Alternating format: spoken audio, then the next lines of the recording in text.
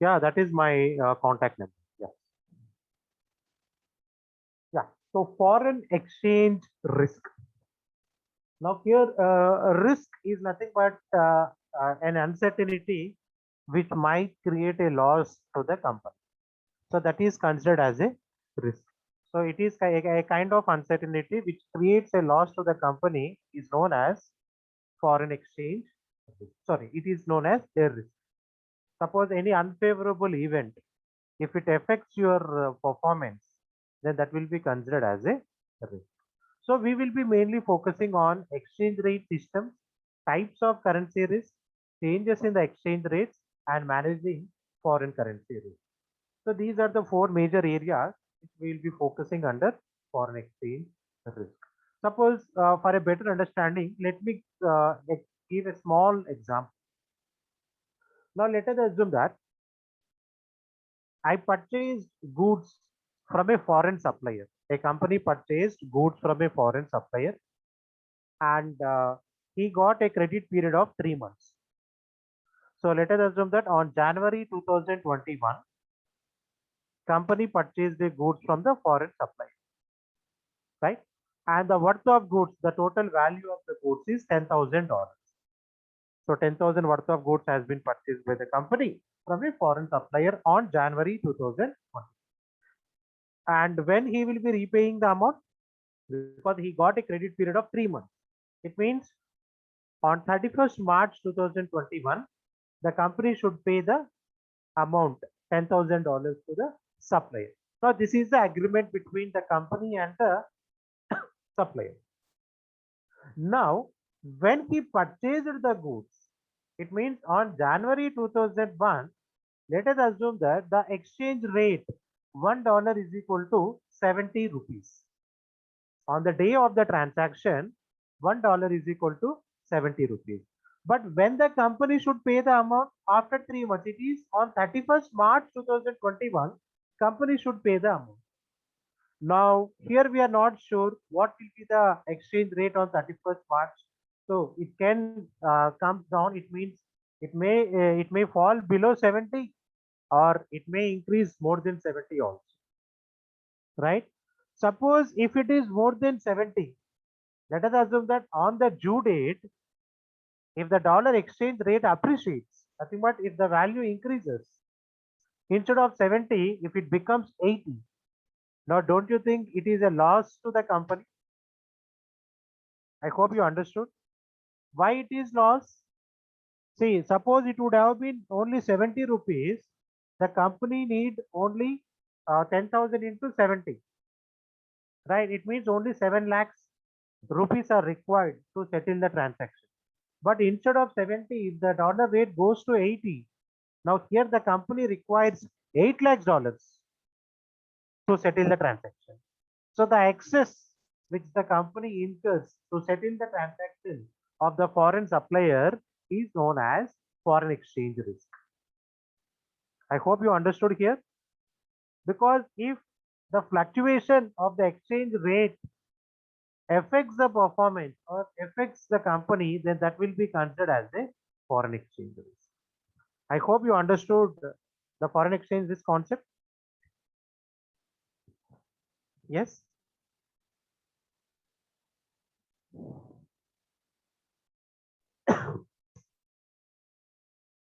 You want me to explain the example once again, or this is clear?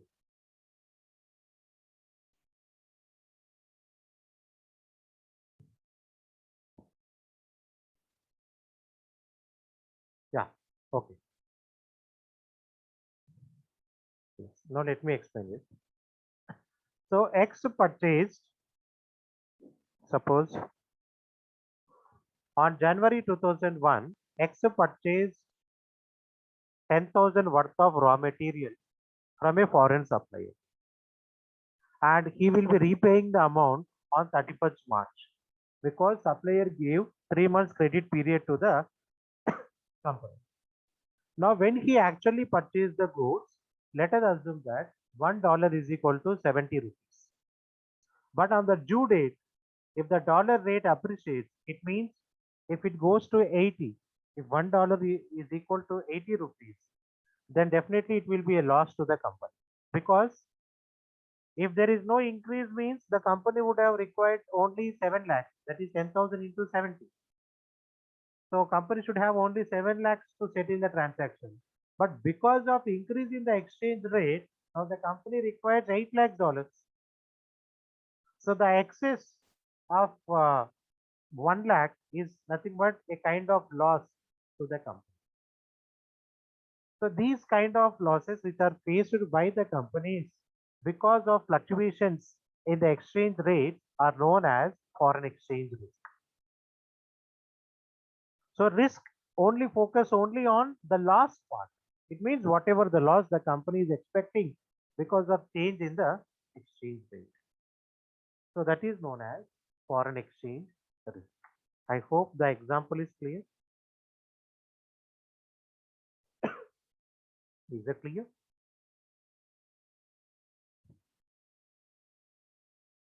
Yeah. Now, the exchange rate system, floating exchange rate freely or managed, and fixed exchange rates. Now, here an exchange rate is the price of a currency expressed in terms of another currency. I don't think I need to give an explanation on exchange rate. But here we need to mainly focus on types of currency risk. Now, generally, currency risks are three types. One is transaction exposure. Second one is translation, or we can also say it as accounting exposure. And the next one is economic exposure. Now, we try to understand these three types of currency risk in detail. The first one is transaction.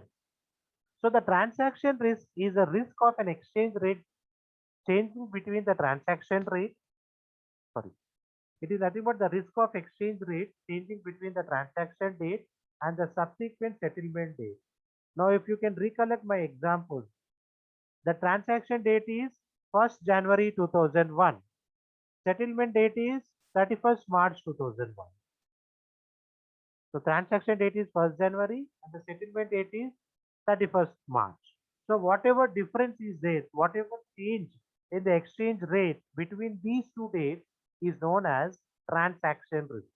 Suppose if the transaction would have settled immediately, it means on January itself, if the company would have paid the amount to the supplier, then there is no chance of any currency risk. But most of the business transactions are credit basis only, because on the same day, amount will not be settled. They require certain time. Now we generally say it as a credit period. So the risk which is arised because of change in the exchange rate between the transaction date and the settlement date is known as transaction risk.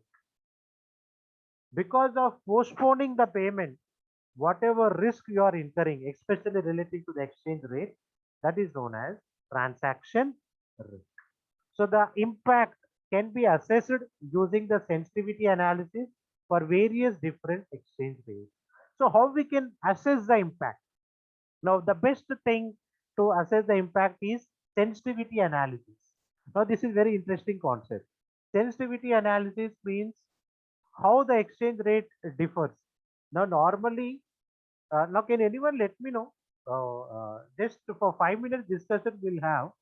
I want active participation from the participants. Now, why the dollar value is superior compared to our Indian currency?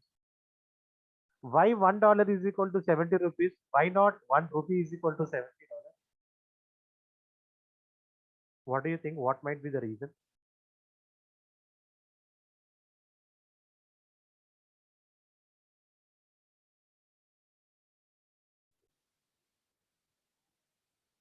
Whatever you think, you can please feel free to share with me. Comparison of their standards of living to ours. Very good point, Srivardhani. It means standard of living is one factor, and Travis cause okay because the company is a more advanced and a developed country. Okay, this is also one of the reasons. Any other points?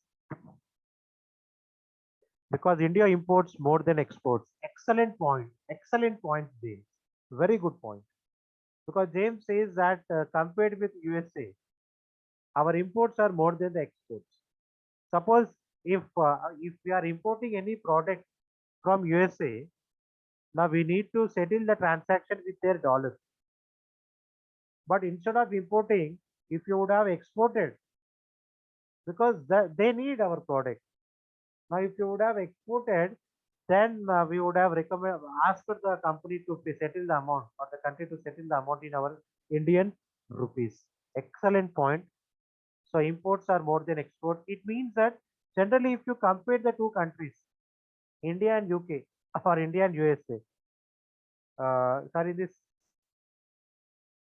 yeah, here I understood your point, Srivardhani. So you're comparing the Chinese yuan with US or India?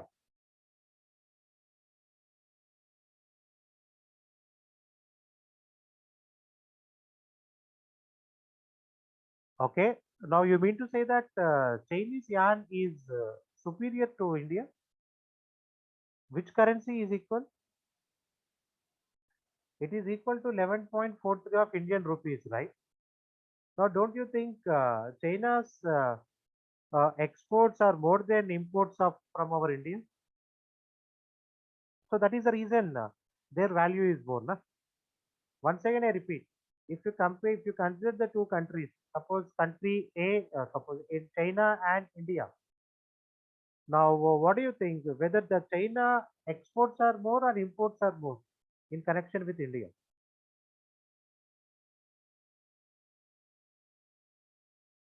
Whether China exports? Yes, definitely. Because China exports are more, because they are exporting more goods to us. So definitely their currency will be superior compared with the India, right?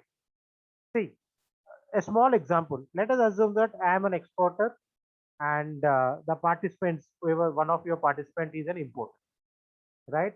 So I'm exporting a product to the participant. Now, when I am exporting, what I will be saying that you should settle the settlement, you should settle the transaction in my currency. I won't accept your currency. If you want this product, you should settle the transaction in my currency only. Then how the participant will get my currency? He need to purchase the currency in the market.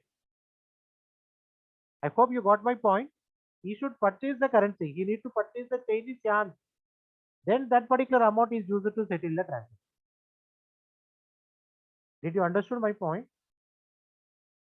Now, if you are purchasing the foreign currency, now definitely the currency value will increase. Suppose if you go with the other point, that is imports. Let us assume that instead of exports, if you are importing more. Now, if I am importing the goods from the participant, then the participant will expect the settlement to be their home currency. Now, in that case, I need to purchase the currency. I need to settle the transaction. So definitely, if a company exports are more, then that particular country's what is this currency will be superior with the other country. Srivardhan, I don't know whether I clarified your query or not. Did I address your query, or do you have any query? Yes. So that is one of the main reason of fluctuations in the currency rate. And in addition to the exports and imports, one more point is the resource mobilization capacity of an entity.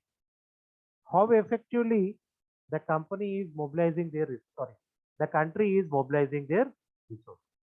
So this is a brief input on the currency value. So transaction risk, I hope you understood. So in the transaction risk, we were discussing about the sensitivity analysis. Suppose if the currency is more sensitive, then definitely the chance of translation risk is more. It means the translation risk will be very high. So before I go with translation, let anyone know if you have any queries, please let me know on the transaction.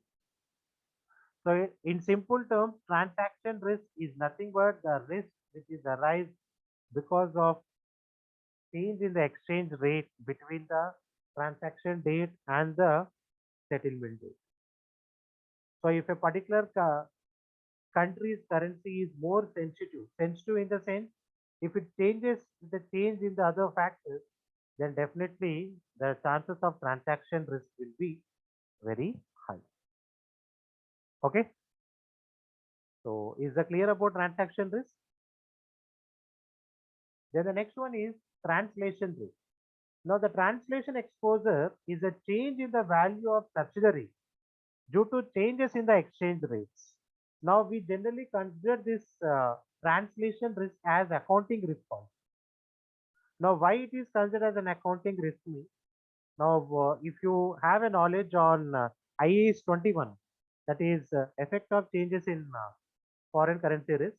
So now as per IAS 21, it clearly says that if you are dealing with the foreign currency, all the assets, suppose especially if you're dealing with a foreign subsidiary, so the foreign subsidiary assets should be recorded at the closing rate of exchange. It means there are certain points which are to be considered in order to record the assets and liabilities and the expense and incomes of a foreign subsidiary in the group account. It clearly says that all the P&L items should be exchanged by using average rate of exchange, and all the balance sheet items should be converted by using the closing rate of exchange. So these are specified by IAS 21, that is effect of changes in the foreign currency. So the risk which is caused because of accounting what concepts, or because of the accounting or the financial reporting standards, then that is known as translation. And the other common one is economic risk. Now this economic risk is a variation in the value of the business due to changes in the exchange rates, causing a loss in the competitive strength. So here you can understand economic risk is a variation in the value of the business due to change in exchange rates, causing a loss. So if there is any significant change in the exchange rate, then that is known as an economic risk. Here you can see the expected exchange rate can be predicted and factored into the NPV analysis. So whatever fluctuations you are expecting because of the economic risk, economic factors, then that is known as economic risk. Now for your better understanding, let me give an example. Now as per, there are two famous theories. One theory is known as interest rate parity theorem, and the other one is purchase power parity theorem. Now especially purchase power parity theorem, it states that the changes in the currency of two countries will be, it means the main factor which affects the currency values of two countries is the purchasing power, or in simple terms, inflation. Suppose example, if suppose if I take example of Bangladesh and India. Suppose if the inflation rate in Bangladesh is more compared with India, then definitely the currency of India will be more superior compared with the Bangladesh. So it means inflation is one of the major factors which affects the currency deviation of two economies. This is as per purchase power parity theorem. And other theorem that is known as interest rate theorem. So as per this interest rate parity theorem, it mainly focus on interest rates. So the interest rates of the two economies will also affect the exchange rate. So the economic risk is something which is affected by the economic factors, like as I gave an example of interest rate and the inflation. So these kind of risk is known as economic. So let's look into these risks, three risks. If you have any query on this, let me know.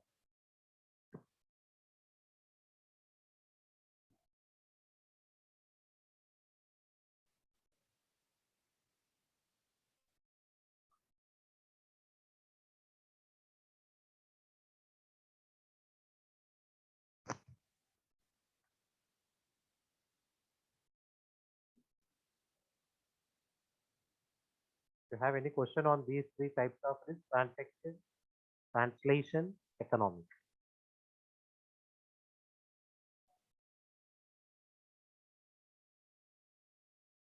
Translation exposure risk again. Okay. Now, translation is nothing but the risk which is arise because of considering the accounting principles. Now, I already gave an example. Let me continue with the same example here. Yeah, first let me explain the translation, then I will go with the translation. Okay. Now, let us assume that a multinational company is having a foreign subsidiary. Suppose I will take a Wipro company. Now, Wipro company is having a foreign subsidiary in UK. So, this Wipro company is having a foreign subsidiary in UK. Now, generally, Wipro company need to present their consolidated financial statement. It means they need to present the financial statements of all the group companies as a single company. Now, this is mandatory. Now, how the foreign subsidiary transactions can be presented in the group X? Because the UK company assets, liabilities, expenses, and incomes might have disclosed in sterling, nothing but pounds. But Wipro company, it means the Wipro belongs to India. So when they present their financial statement, consolidated financial statement, they need to present it in rupees. Because here the functional currency of the group, Wipro group, is Indian rupee. But the foreign subsidiary of the Wipro, they prepared their financial statements in UK pound. Now what we need to do, all those values which were expressed in the UK pound should be converted into Indian rupee. Now in order to convert that, we need to follow IAS 21. There is an accounting standard called IAS 21. So IAS 21 mainly focus on effect of changes in the foreign currency. So what IAS 21 says, all the balance sheet items should be converted by using the closing rate of exchange. Now closing rate of exchange means whatever your financial year end is. Suppose if we assume 31st March as our financial year end. So the closing exchange rate on that particular date should be considered, and accordingly it should be converted into Indian rupee. So all the balance sheet items, it means all the assets and liabilities should be converted into Indian rupees by using the closing rate of exchange. And all the P&L items, that is all the expenses and income, should be converted into Indian rupees by using average rate of exchange. So this is mandatory as per IAS 20. Now definitely there will be a risk, right?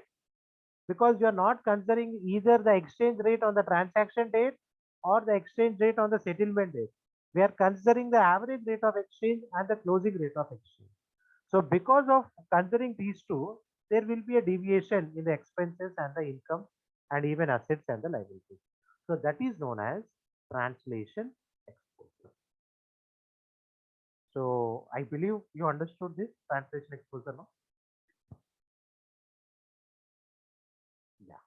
And one more query is transaction risk.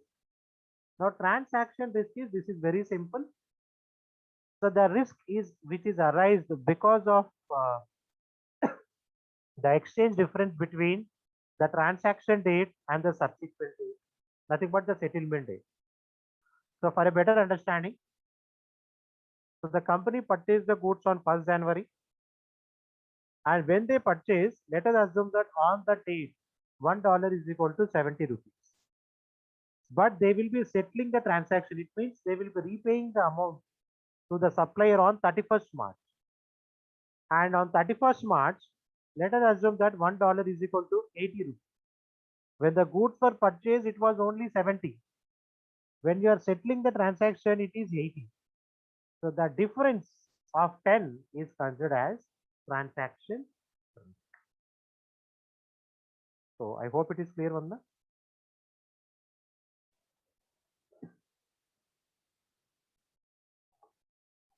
Is that clear? Transaction risk. Shall I move to the next one?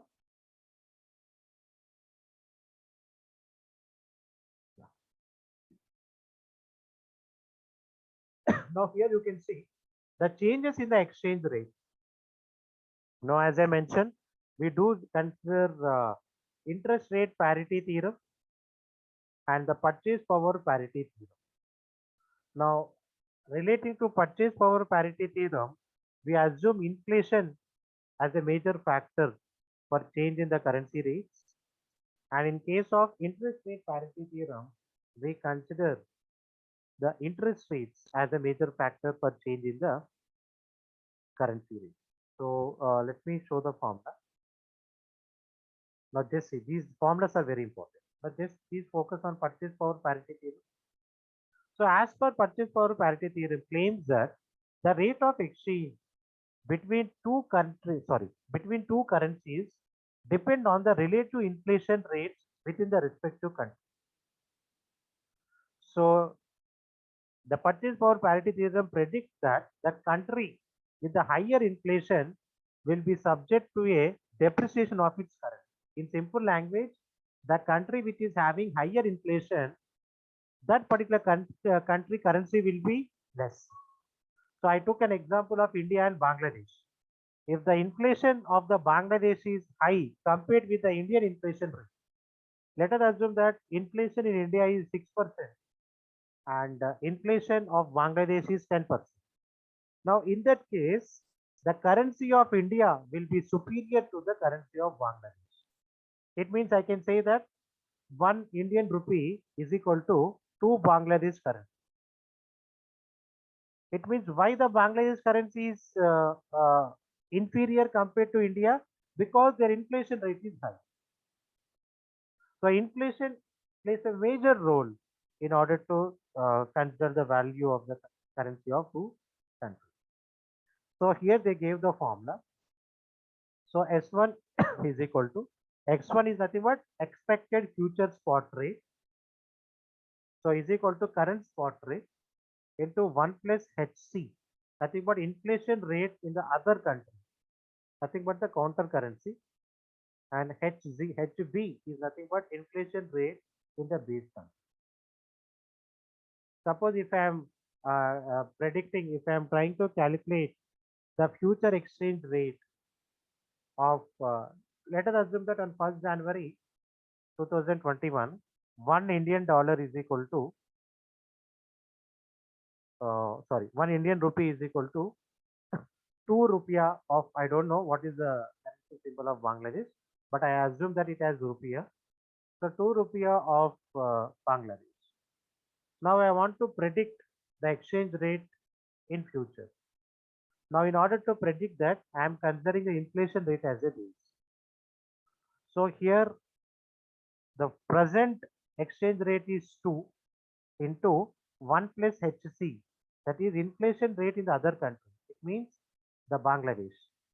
Let us assume that inflation rate in the Bangladesh is 10% and inflation rate in our country is only 6%. So by substituting this information in the given formula, we can get the expected future. But there are certain assumptions.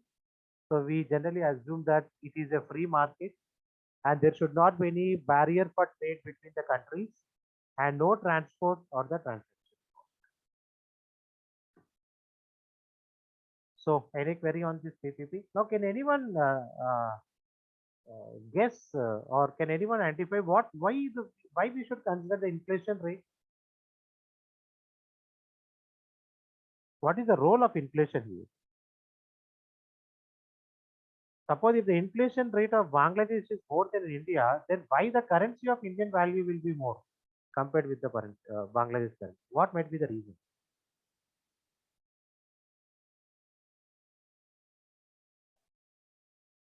Simple logic is there. Just try to think.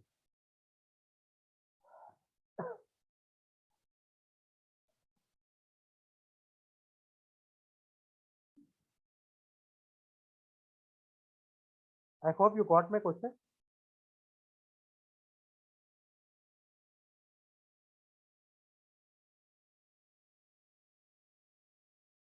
It will require more money to buy one Bangladesh rupee. Okay, India imports, it has to pay more for the goods. Yeah, you are near to the answer. Now let me clarify. Suppose if the inflation rate of Bangladesh is high, then definitely all their local goods prices will be high, right? All the local goods, yeah, inflation will reduce the value of the money. Very good point, Naina. So if the inflation of Bangladesh is high means the price for the local products will be high. Now, if the price of the local products is high, then the customer will tend to purchase the prices which are at low. It means, suppose if I take mobile phone as an example. So the mobile phone of a local company in the Bangladesh, let us assume that it is 10,000. So because their inflation is high. Now, a same mobile phone which is manufactured in India is available for only 7,000 in Bangladesh. So it means that the public will tend to purchase the prices for the products which are at less price. So indirectly, it will increase the import of Bangladesh. When the imports of the Bangladesh increases, now definitely they require the Indian currency to purchase it, and because of that, the Indian rupee. Now, actually, this was the case between the China and India. I hope most of you might be aware. There was a phase where the Chinese completely captured the electronic market in India. Of course, now it has minimized to a certain extent, but especially if you see from 2009 to 2016, the complete electronic market was captured by the Chinese product. The reason is the inflation of China was much less compared to the Indian inflation. So because of that reason, Chinese products were available at a less cost. So because of that, what happened? Most of us generally prefer to purchase those products because they are available at less cost. So it substantially increases the imports of India. So that's why the value. So shall I assume that this purchase power parity theorem is clear? Is that clear?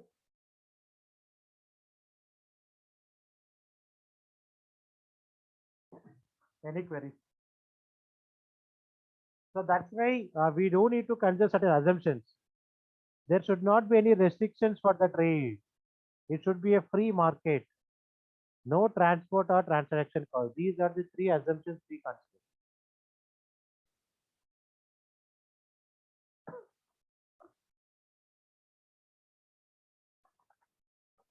So before I go with the next one, please let me know if you have any question.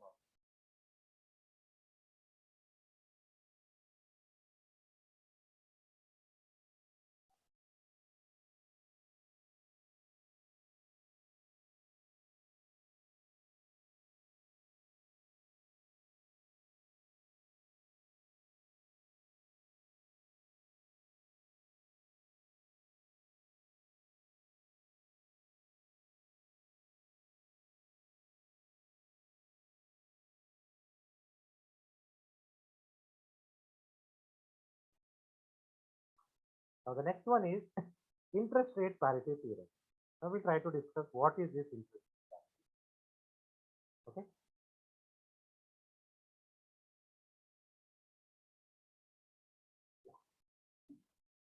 Now in this interest rate parity theorem, it mainly focus on the interest rate. Good question here. Now generally, yes, this is inflation. High inflation rate might cause a deficit in the balance of payments. Yeah, that possibility is there. Because as I mentioned, if the inflation rates are very high, then the customers generally prefer to purchase the foreign goods. It means automatically the imports will be more compared with the exports. Or if the imports are more compared with the exports, definitely it can lead to a BOP debit. Is that clear, Adi?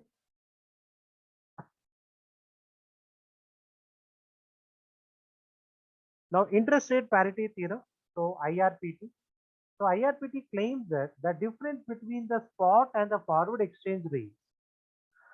So, the difference between the spot and the forward exchange rate is equal to the difference between the interest rates available in the two currencies.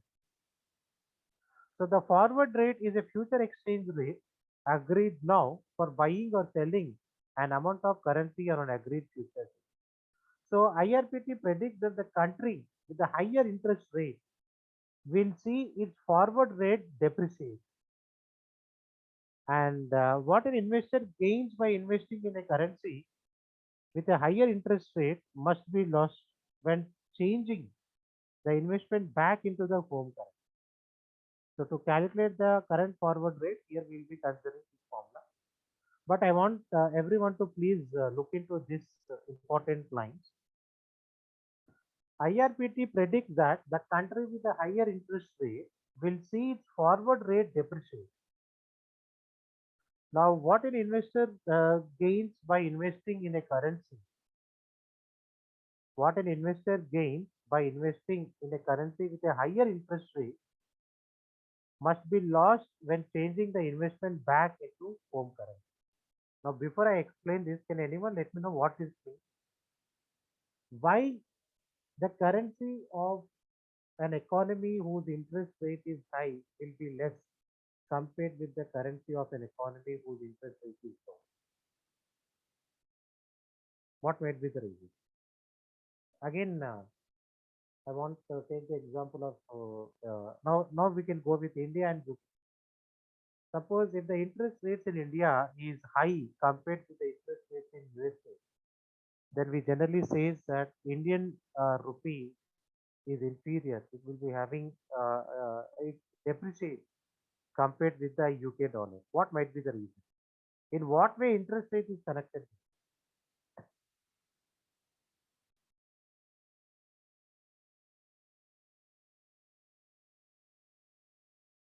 Yes,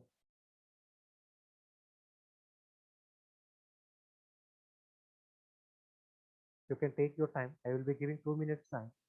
I request the participants to go through the paragraph, try to understand what actually means.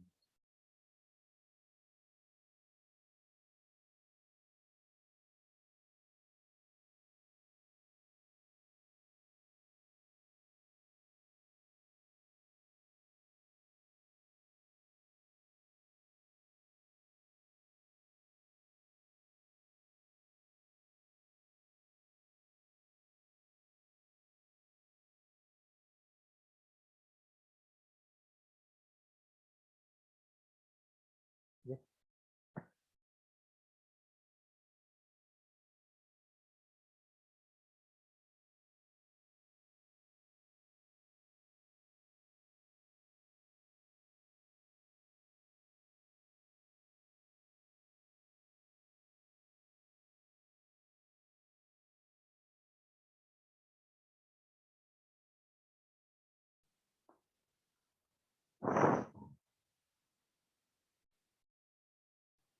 anyone?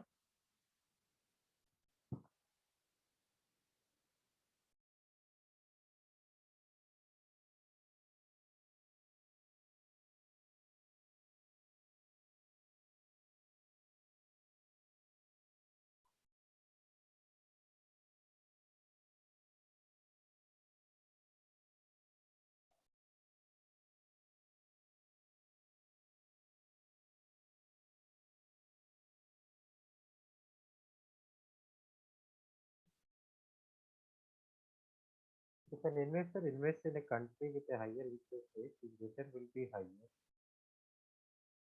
Okay, yeah, definitely. I agree with you, Travis. His interest will be, yeah, his return will be higher. Perfectly correct.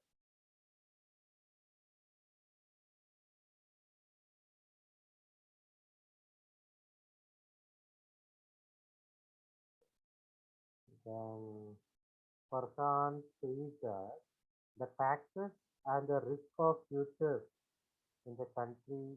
of investors. Okay, so taxes might be one of the reasons to a certain extent. Yes, we do consider that. Any other point?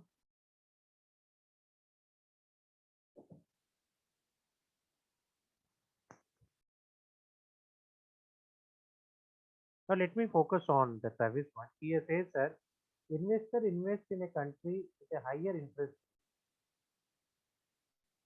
Now his return will be higher, right? Yeah, obviously he will be getting the higher return. But once he gets the return, he needs to convert it back into the cash. Now first, let me point out two important points here. The first thing is if the interest rates are high. Now let us assume that in an economy, if now generally when the interest rates are high in an economy, if there is no sufficient flow of money, if there is no sufficient flow of money, definitely the interest rate will be high. Now, because of lack of money, interest rate will be high, and because of high interest rate, then there will be lack of initiations from the entrepreneur. It means it will definitely affect the production of the economy because there are no funds. If they want to see, if they want to start any business or if they want to produce the goods, now the economy needs to provide the required funds at less interest. But instead of less interest, if the interest rate is high, then definitely it will be affect the production of the company. It means that the economy won't be sufficient. It means they won't be in a position to produce the required products. So if they are unable to produce the required product, then how the needs of the customers will be, how the needs of the consumers will be fulfilled. The only source is we need to get it from the other countries. Now, if you are buying it from the other countries, then obviously your imports will be high. And again, if the imports are high, it leads to depreciate in the country economy. Now, current. Did you got my point? Suppose if the funds are available at less rate of interest, then it will encourage the entrepreneurs. What is this to produce the required products? If that is not the case, then the economy needs to depend upon the other countries. If you see most of the African countries, they do have good human resources, but because of lack of money flow and because of high interest rates, then very less production will be done in those countries, and they depend upon the other countries for their for fulfilling their requirements. And now I will be going back to the Travis. Here he mentioned about the chances of getting high return. Of course, suppose let us assume that if the interest rates in an economy is high, yes, it might pull the foreign investors. Now the foreign investors, whatever return which he gets, now in order to convert into this home currency, again they will be losing their mind. I hope you understood it. So, but here in simple technique, you need to understand if an economy interest rate is high, it means that the flow of money in the economy is less. If the flow of money is less, then there the production will be less. If the production is less, their imports will be increased. If the imports are increased, then definitely the currency will depreciate. Is that clear about this IRPT?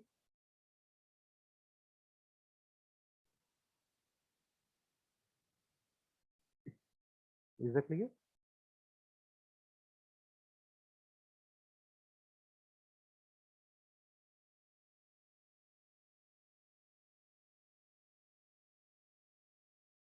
Yes.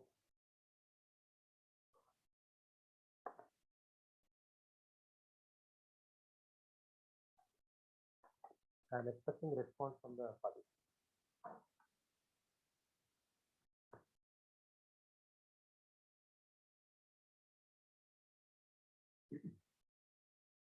Yeah. Then expectation theory. Now, the expectation theory states that the current forward rate is an unbiased predictor of the spot rate at that point in the future. So, this states that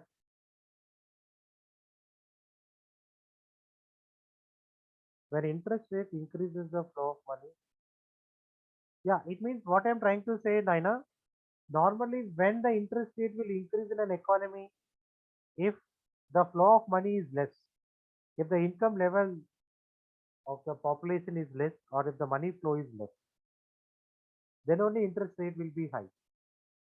So if the interest rate is high, then it will definitely affect the production activity because the economy won't be in a position to produce all their required products for fulfilling their customers' requirements. Now, in that case, they need to depend upon the external source, nothing but import. Okay.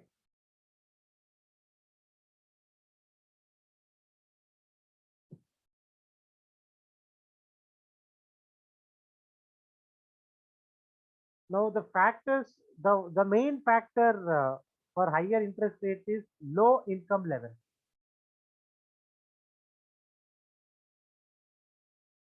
Low income level and low flow of money. And one more thing here, just for 1 minute, I want to clarify one more point. Now, we can't say that if the money is dumped into the economy, we can't say that their currency value will increase. If the interest rate is high, then that means there is a high flow of money. No, no, no, no, no. What I'm trying to say, see, let me give a small example. Suppose around 100 participants are there in this session. Now let us assume that all the 100 participants are having 1 lakh each. Everyone is having 1 lakh. Now I want to borrow 1 lakh from you, right? Now, will I get the borrowed amount at high interest rate and low interest? All of you are having, each one of you are having 1 lakh with you. And now I want to borrow 1 lakh. Now, can I get 1 lakh at high interest rate or low interest? Why? Why low interest rate, Leela? Can you clarify?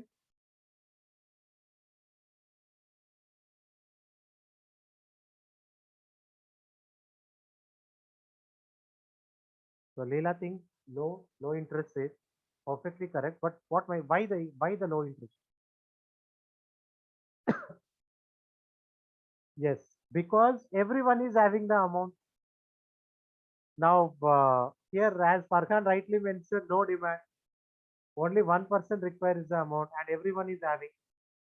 So if Leela wants me to pay 8% interest, then Farhan might offer me with only 3% interest because the flow of money is high. So definitely the interest will be low. Now let us assume that only Leela and Farhan is having 1 lakh each, right? And we require around 30 of the participants requires amount. It means the demand is high, but only a limited level of income, limited level of funds are. Now, in that case, these two persons will definitely charge a higher rate of interest because the demand is there. So that's why if an economy income level is high, then definitely the interest level will be low. If the income or the money flow is less, then definitely the interest rate will be high. Now, I'm not saying that if an economy tries to dump the cash into the economy, will it currency value increases? No. We can't say that an economy dumps the funds into the economy if the value, it won't boost up the currency value. The reason is not only the availability of funds, there are other factors which affects. The other factors are how effectively they are utilizing their resources. It means what are their available resources.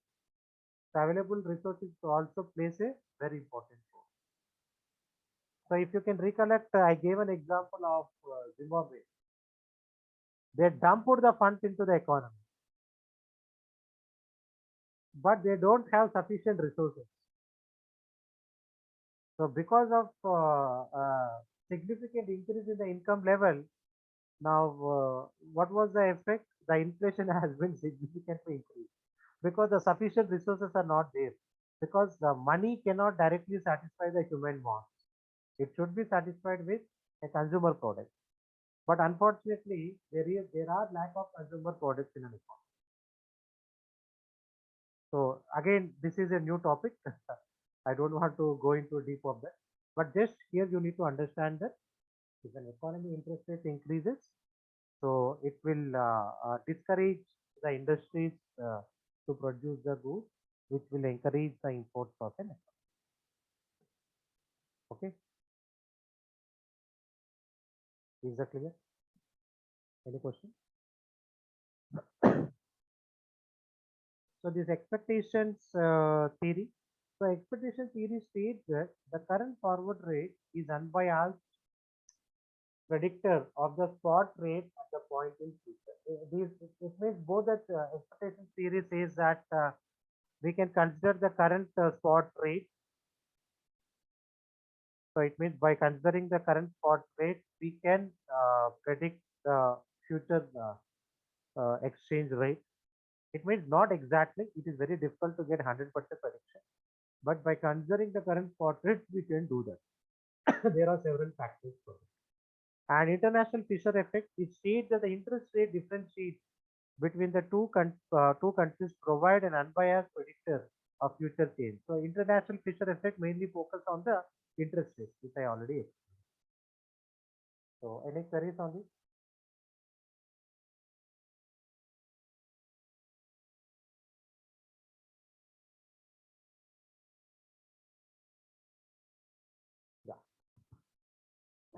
Yeah. Now the important concept of managing the currency risk.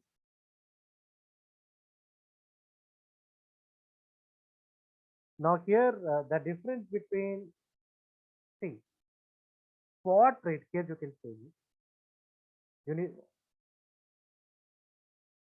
current forward rate is an unbiased predictor of the spot rate at the point in future. It means that whatever your predicted price is there in future, that can be considered as the spot. Okay, so we will consider the current rate as a base in order to predict the future. Okay, now how to manage the foreign currency risk? Now here when it comes to the management of foreign currency risk, now taking measures to eliminate or reduce the risk is called hedging the risk. Now technically the procedures which are followed to minimize the risk is known as hedging the risk. We can say it as hedging the risk or hedging the exposure. Hedging is nothing but the process to minimize the risk. Now we'll focus on the different approaches which will try to minimize the risk. So one is there are certain practical approaches, very interesting point. So the first practical approach is invoice in home currency and pay for all imports in home currency. Now, practically, it might be difficult. Invoice in home currency means what do you understood by this? Suppose I purchased a product from a foreign supplier. Let us assume that I purchased from a USA supplier. Now, in order to minimize my foreign currency risk, what I can do, I can invoice the amount in my home currency. Instead of raising the invoice in dollars, if I can raise it in rupees, then there is no home foreign risk, but there is no currency. But here the major point is, will your supplier accept that? So that is the main question. If you can convince the supplier to accept the invoice in your home currency, then definitely there is no foreign currency risk. Okay, I hope you understood the first point. Is that clear? The first point of for the practical approach.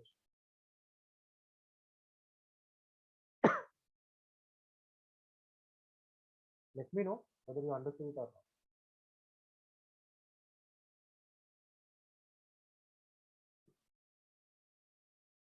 Now the second one is do nothing. So here also I won't explain anything about it. I don't need. I hope you might have understood it. Do nothing means yes, simply try to bear the risk. That's it. Then the third option is leading. This is very interesting. Now leading means changing the currency early if it is estimated that that will be advantageous. Now let us assume that I purchase a raw material from my foreign supplier, and when I purchased it, let us assume that $1 is equal to 70 rupees.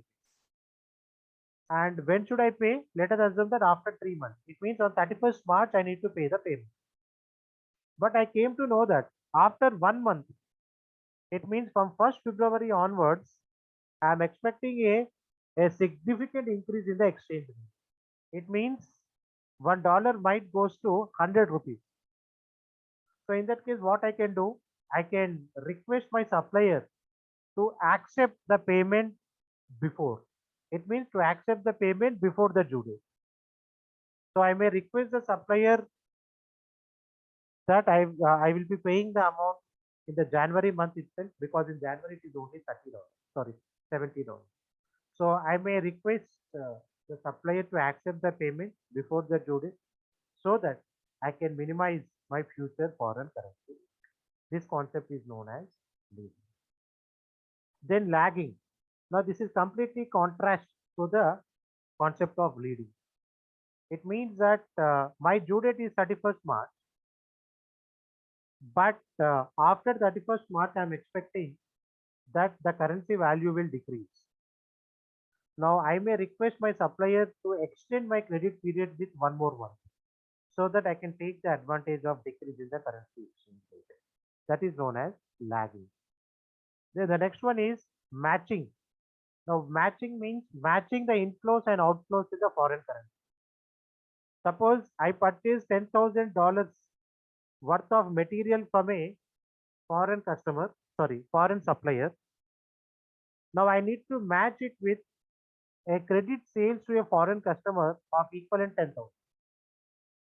It means if I require a cash outflow of the foreign currency, I need to create an equivalent of cash inflow of the foreign currency, so that my foreign currency risk will be minimized. Now the other one is use the foreign currency bank accounts. Now there are some NRI accounts or the foreign currency bank accounts. So it means that we can directly purchase the foreign currency and we can store it in the bank account, and which can be utilized to settle the transactions in the future. Now these are the practical approaches for minimizing the foreign currency. So this I will be giving 2 minutes time. So I want everyone to please look into these 6 approaches. If you have any query, let me know.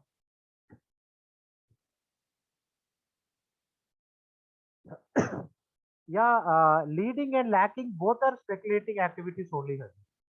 Not only leading, both leading and lagging, a kind of speculation is involved.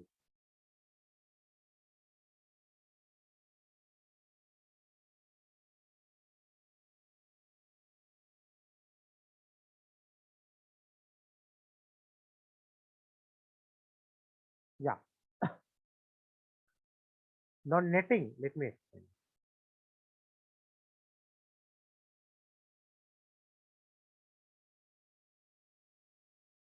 Uh, the loss.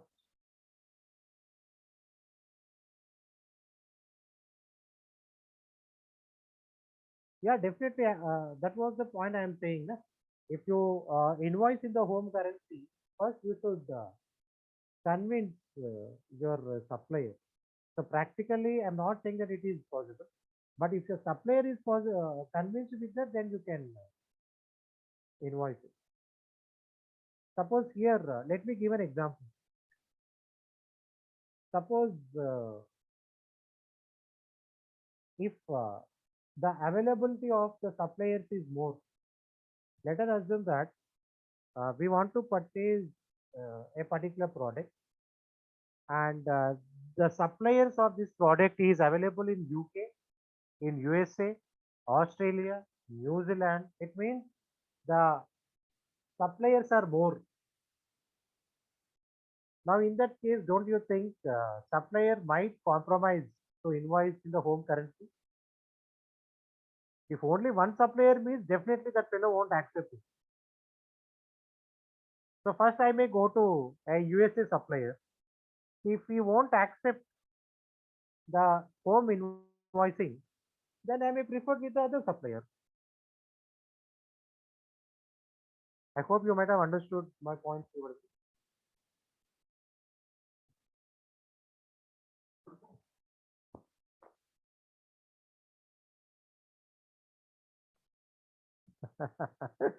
A good question. Which among these is more practical one? Now, generally, the more practical one is here we can say that matching the inflows and outflows. If possible, we need to see. And the other practical one is foreign currency bank. So, among these, the best practical approach is foreign currency bank account. Okay, the foreign currency bank account is the best practical one. And one more query here is netting. Now, netting is, so it means that if you are purchasing any product from your supplier, and if you are selling any product to the same supplier, so you can deduct that particular amount and the net amount, that is known as netting.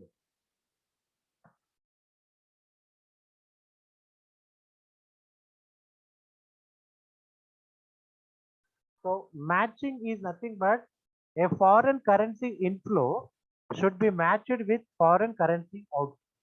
Or let me put in, for suppose I purchase the material and I should pay $10,000.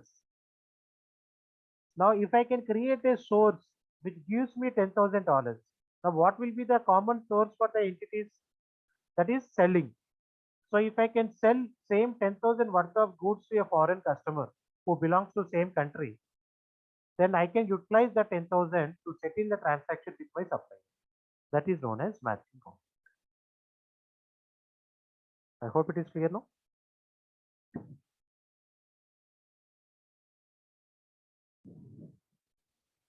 Any other query?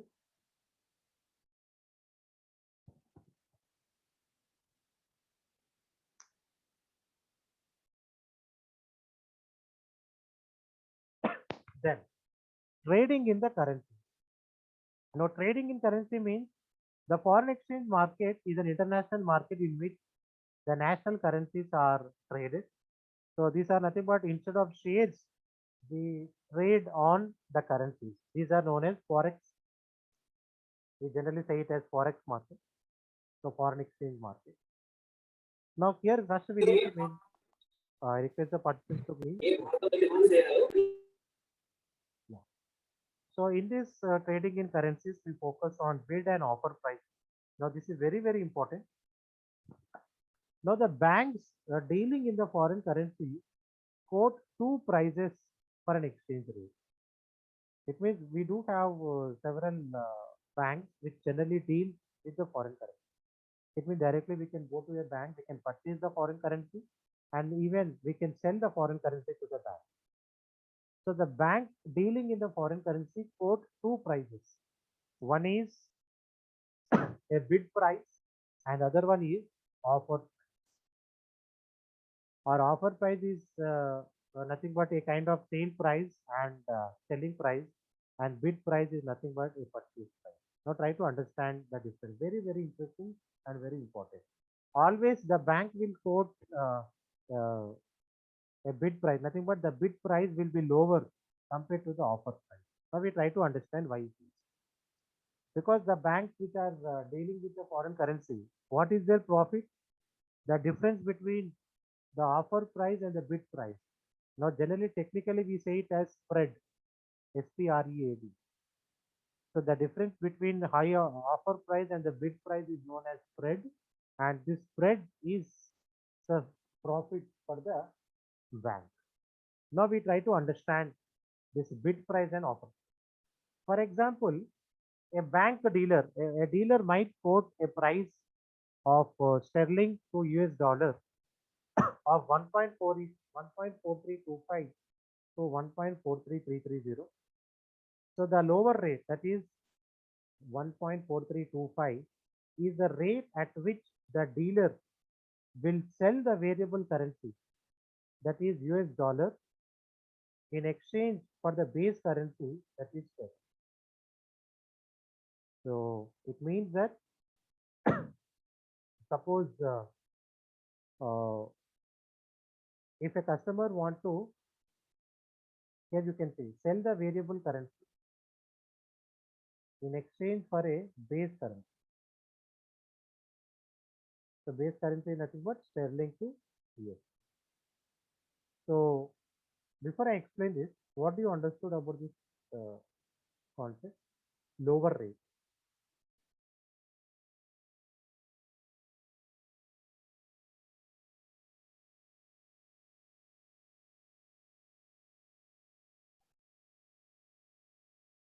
Yes.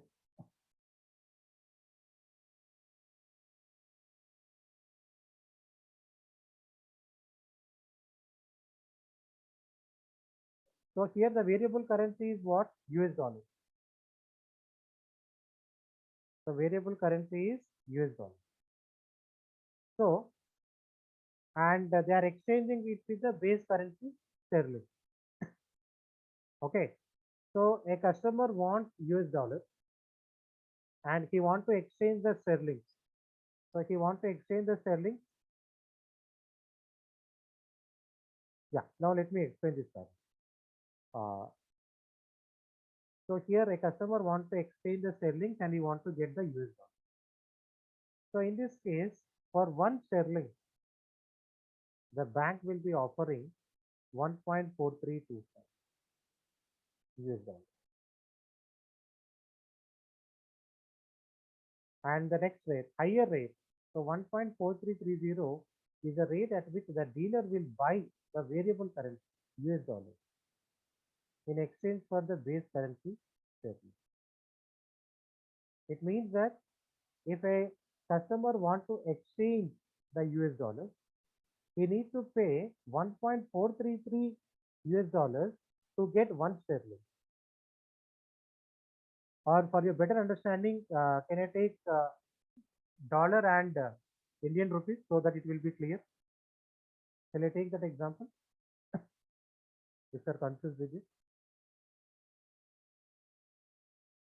right? Yeah. So here if I take US dollars versus Indian rupees, okay. So let us assume that the base price is 70, that is bid price is 70 and the offer price is 75. We'll assume that. Bid price is 70 and the offer price is 75. Now in the first case, if a customer wants, okay, if a customer wants US dollars, or let us assume that if I, okay, here I am taking the, let me clarify the base currency and the US dollar. So here my base currency is Indian rupees and US dollar is my the variable currency. I want to exchange with that. And as I mentioned, my bid price is 70 and offer price is 70. Now in the first case, so customer wants the US dollars. It means he want to purchase the US dollar. And he will be exchanging the sterlings. Sorry, he will be exchanging the Indian rupees to get the US dollars. So what should be the price? Now what price the customer need to pay? It means at what price the banker will selling the 70. It means here you can see 1.4325. So 70. I hope you understood. Is it clear?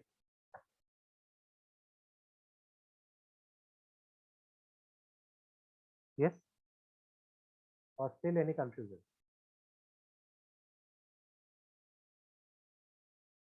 Okay, let me explain the concept. Very, very simple concept. See, suppose we'll think from a bank perspective. The bank is dealing with the foreign currency. Okay.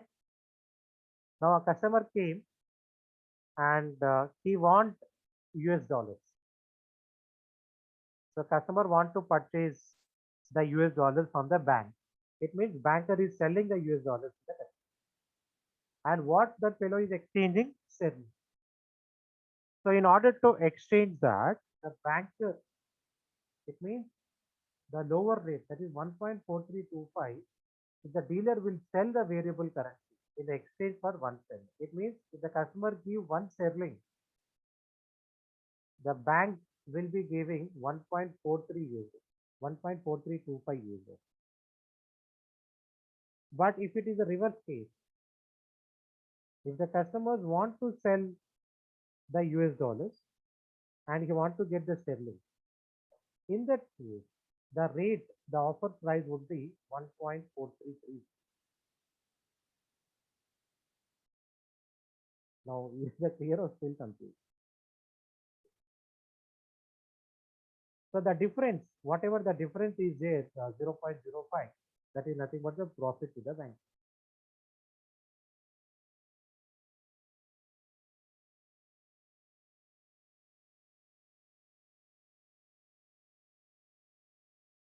Yeah, in simple language, yes, that is the case, sir. Correct.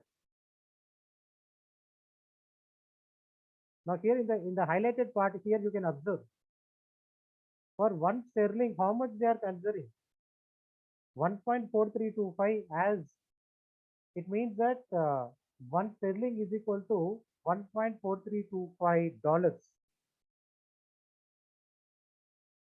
but in the higher rate 1.4330 is 1 for 1 sterling. So the difference is nothing but or for your better understanding, let's consider just consider this 1.4325 as 2 and consider it as 3. This is 2 and this is 3. We will eliminate the zeros. So 2 and 3. Now in the first case, what happens? The customer wants the US dollars and he is having the sterling, right? Now in that case, for 1 sterling, the bank will pay only $2. Okay, for 1 sterling, the bank will pay only $2. But in reverse case, here what happened? The customer is having $2. Now he wants sterling. Now in that case, bank will collect $3 to give 1 sterling. I hope you understood with this.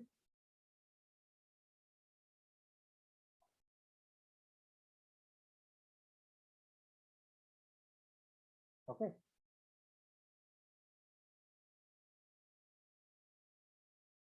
Is that clear or you want me to repeat it?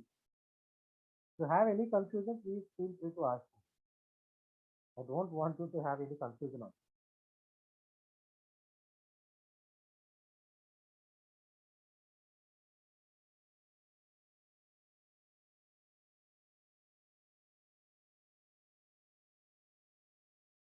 Yes.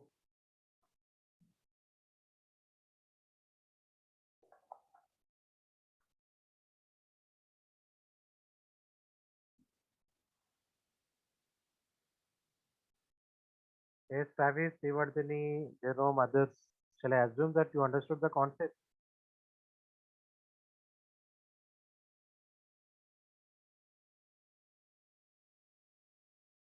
Okay.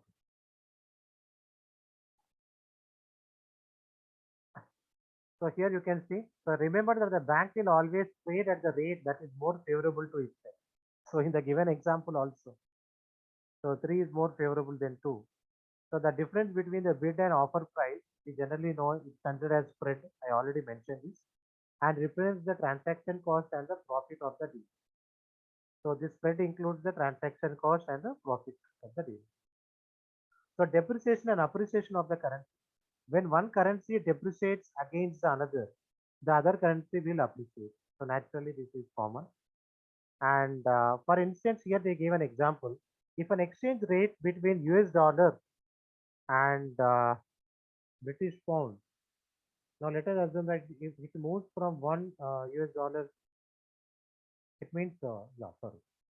If it, suppose if it is 1.5 US dollar is equal to 1 pound, so 1.4 US dollars to 1 pound. Now, in this case, we can say that US dollar has been appreciated compared with the pound. And in the same case, pound value has been depreciated. Because previously 1.5 US dollar is equal to 1 pound. Now it is 1.4 is equal to 1. So from dollar perspective, the value has been appreciated, and from the pound perspective, the value has been depreciated. So is that clear?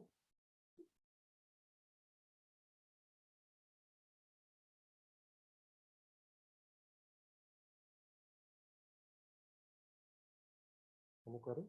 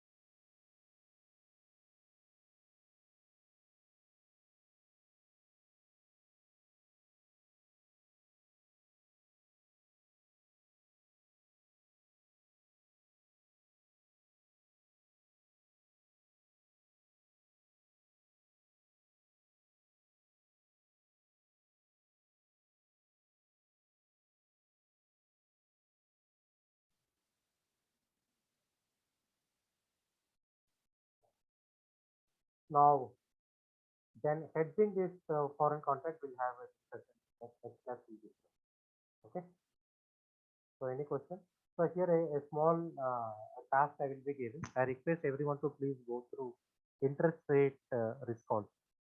So please go through interest rate risk. Okay.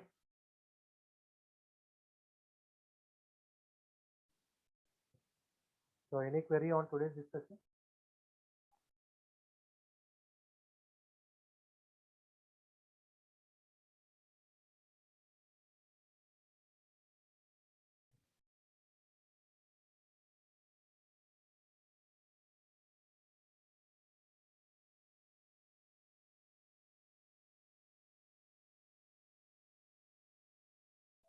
Yes.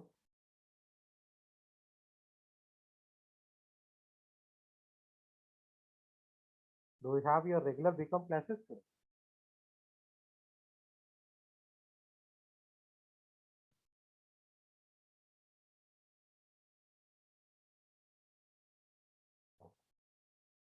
Yeah. Okay. So just take a break for 10 minutes.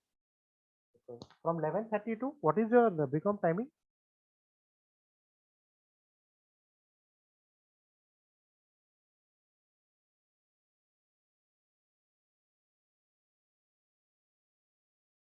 11:30 to 5, 4:30.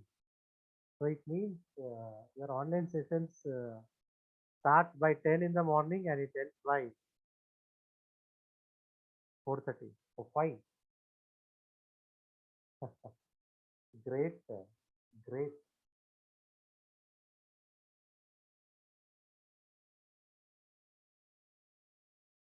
Okay then. So that's it. We'll meet tomorrow.